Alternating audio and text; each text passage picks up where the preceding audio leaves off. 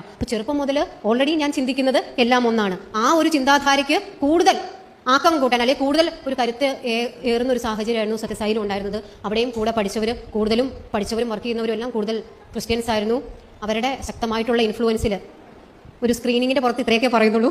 ശക്തമായിട്ടുള്ള ഇൻഫ്ലുവൻസിൽ തീവ്ര ക്രിസ്തുമത പ്രചാരികയായിട്ട് പൊന്നെ കരളേന്ന് പറഞ്ഞ് വളർത്തിയ അച്ഛനും അമ്മയ്ക്കും എല്ലാം എതിരെ തിരിഞ്ഞ് ലീഗലായിട്ട് തന്നെ കൺവേർട്ട് ചെയ്യാൻ കൊടൈക്കനാലിൽ ലീഗലായിട്ട് തന്നെ ജ്ഞാനസ്നാനം ചെയ്ത് ധ്യാനം കൂടിയാൽ മാത്രമേ എൻ്റെ ക്രിസ്തുമതത്തിലോടുള്ള താല്പര്യവും അല്ലെങ്കിൽ ആ ഒരു ചിന്താഗതി അല്ലെങ്കിൽ ആ ഒരു കാഴ്ചപ്പാടിൽ എനിക്ക് ആരെയും പേടിക്കാതെ ഭയപ്പെടാതെ ജീവിക്കാൻ പറ്റുള്ളൂ എന്ന് എൻ്റെ സഹപ്രവർത്തകർ ഉപദേശിച്ചു. അങ്ങനെ ഇപ്പോഴും ആചാര്യ മുമ്പ് സൂചിപ്പിച്ച പോലെ ഇപ്പോഴും ഓർക്കുന്നു, ഞാൻ ലീഗലായിട്ട് കൺവേർട്ട് ചെയ്യാൻ വേണ്ടി കൊടൈക്കനാലിൽ പോകുന്ന സമയത്താണ് എൻ്റെ യാത്രയെ അറിഞ്ഞ് ആ യാത്ര എങ്ങനെയെങ്കിലും തടയണം. അത് മാത്രമേ ഉള്ളൂ അച്ഛനും അമ്മയ്ക്കും യാത്ര തടയാൻ വേണ്ടി. അമ്മ ഇപ്പോഴും കൺമുന്നിലൊരു ചിത്രം എന്ന് പറഞ്ഞാൽ അമ്മയുടെ സാരി ഇങ്ങനെ പറന്നു പോകുന്ന ഒരു ചിത്രം ഇപ്പോഴും കൺമുന്നിലുണ്ട്. കാരണം ഒരു ബസ്സിൽ ഞാൻ അങ്ങോട്ട് കൊടൈക്കനാലിൽ പോകും, ആ യാത്ര തടയാൻ വേണ്ടി ഒന്നും നോക്കിയില്ല. അപ്പോൾ ചെറുപ്പത്തിലെല്ലാം ഒന്നാണെന്ന് പറഞ്ഞപ്പോൾ അതിന് പ്രത്യക്ഷമായിട്ടോ പരോക്ഷമായിട്ടോ അവർ പ്രോത്സാഹിപ്പിച്ചിരുന്നു. അത് അവരുടെ അജ്ഞത മൂലമാവാം. പക്ഷേ സ്വന്തം മകൾ ക്രിസ്ത്യാനി ആകൂ അല്ലെങ്കിൽ ആകാൻ പോകണു എന്ന് അറിഞ്ഞ ആ നിമിഷം എല്ലാ മതേതരത്വവും അവിടെ വീണുടഞ്ഞു എന്ന് വേണം പറയാൻ. അമ്മ എൻ്റെ യാത്ര മുടക്കാൻ വേണ്ടി കാറിൻ്റെ മുമ്പിലോട്ട് എടുത്ത് ചാടിയ ഇതിൽ വണ്ടി വന്ന് അമ്മയെ ഇടിക്കുന്നത് എനിക്ക് ഓർമ്മയുണ്ട്. അമ്മ തെറിച്ച് വീഴുന്നത് കാണാം. ബസ്സിൽ നിന്ന് എത്തി നോക്കി.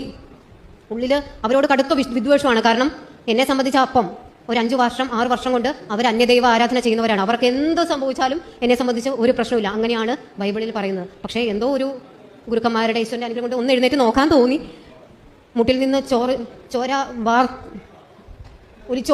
വാർന്നൊലിച്ചുകൊണ്ടിരിക്കണ അമ്മയാണ് കാണുന്നത്. പക്ഷെ അപ്പോഴും അവർക്ക് എന്ത് സംഭവിക്കട്ടെ, എനിക്ക് യാത്ര മുന്നോട്ട് പോകണം എന്നൊരു കൺസെപ്റ്റായിരുന്നു. പക്ഷേ ഈശ്വരൻ്റെ ഗുരുക്കന്മാരുടെ ഇടപെടൽ കൊണ്ട്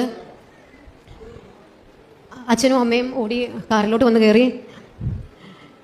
എൻ്റെ കരൾ പോയി, എൻ്റെ കരൾ നഷ്ടപ്പെട്ടു. ഞങ്ങൾക്ക് വേറെ ആരുമില്ല. മോളെ, നിൻ്റെ അനിയൻ പെങ്ങള് ക്രിസ്തുമതത്തിലോട്ട് പോയി എന്ന് പറഞ്ഞ് വെളിയിൽ ഇറങ്ങാൻ പറ്റാതെ മുറിയിൽ അടച്ചിരിക്കുവാണ്. അച്ഛൻ ഹോസ്പിറ്റലൈസ്ഡ് പക്ഷേ യാത്ര ഇറങ്ങി വന്നു. പോകല്ലേ എന്ന് പറഞ്ഞ് കാലെ വീണ് കെട്ടിപ്പിടിച്ച് കരഞ്ഞു. അപ്പോഴും അവരെ തട്ടിമാറ്റുകയാണ് ചെയ്തത്. ഒരു കാര്യം കൂടെ പറയണം.